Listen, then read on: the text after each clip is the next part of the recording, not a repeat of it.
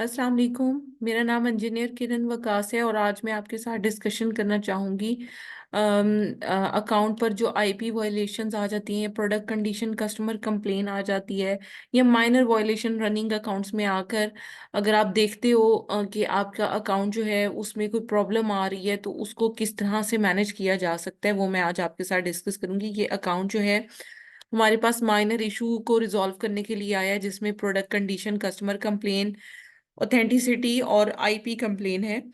जो कि आप यहाँ पर देख सकते हो कि ऑलरेडी जो है वो कुछ हमने वायलेशंस को रिमूव करवा लिया और कुछ रह गई हैं। ठीक है। और ये जो अकाउंट हेल्थ है इसके स्कोर को इम्प्रूव करने के लिए ये वायलेशंस का यहाँ पर एड्रेस करना बहुत ज़्यादा ज़रूरी है। ठीक है। तो मैं आपके साथ कुछ परफॉर्मेंस नोटिफिकेशन शेयर करना चाहूँगी, जिसमें आप देख सकते हो कि हमने इनकी कुछ लिस्टिंग्स की वॉयलेशन को जो है वो यहाँ से रिमूव करवा दिया है। ठीक है।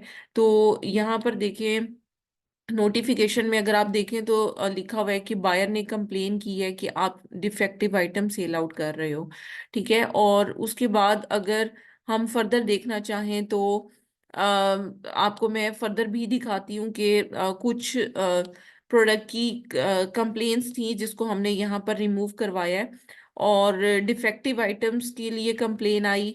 इसके अलावा जब हमने इन एएसआईएन्स को रिमूव करवाया और मतलब इनकी लिस्टिंग्स को हमने डिटेल में इस तरह से किया, यहाँ पर आप देख सकते हो कि यहाँ पर भी बायर जो है वो उससे कंप्लेन की है कि एक्यूरेटली मैच नहीं कर रही प्रोडक्ट जो भी ये सेल आउट कर रहे हैं। लिस्टिंग स्टिल एक्टिव है लेकिन अकाउंट जब लिस्टिंग डीएक्टिवेट हुई उसको रीएक्टिवेट किस तरह से करवाया गया और क्या मतलब इसमें इंफॉर्मेशन जो है वो अमेजोन ने हमें दी। तो इसमें क्योंकि मल्टीपल मैं आपको दिखाना चाह रही हूँ कि वायलेशंस हैं, जिसको कुछ वायलेशंस को हमने रिमूव करवाया है और कुछ वायलेशंस को हम रिमूव करवाने के प्रोसीजर को कंटिन्यू में है। तो जिस तरह से प्रोडक्ट हम लोग करते जाते हैं सेलिंग, तो कुछ आइटम्स इस तरह की होती हैं जिसपे आपको यहाँ पर देखें कि we reviewed the information you provided and decided that you may continue to offer these items on Amazon। तो इस तरह से आप लिस्टिंग के ऊपर जो वायलेशंस आती हैं उनको रिमूव करवा सकते हैं। तो उसके लिए आपके पास ऑथेंटिक सप्लायर की इनवॉइस होना लाजमी है। अगर आपके पास इनवॉइस नहीं है तो फिर आप ना तो कंडीशन कस्टमर कंप्लेन को रिमूव करवा सकते हैं, ना आप ऑथेंटिसिटी को रिमूव करवा सकते हैं। और आईपी कंप्लेन को रिमूव करवाने के लिए आपको वैसे ही ब्रांड से कांटेक्ट करना पड़ता है। तो अगर आप ऑनलाइन आर्बिट्राज भी कर रहे हैं अपने अकाउंट पर और आपके पास ऑनलाइन आर्बिट्राज की इनवॉइस अवेलेबल है, देन उस केस में भी हम आपकी ये जो बायर की कंप्लेन है, कस्टमर कंडीशन कंप्लेन है या फिर ऑथेंटिसिटी की कंप्लेन है, इसको हम इस इशू को रिजॉल्व करवा सकते हैं आपके अकाउंट पर।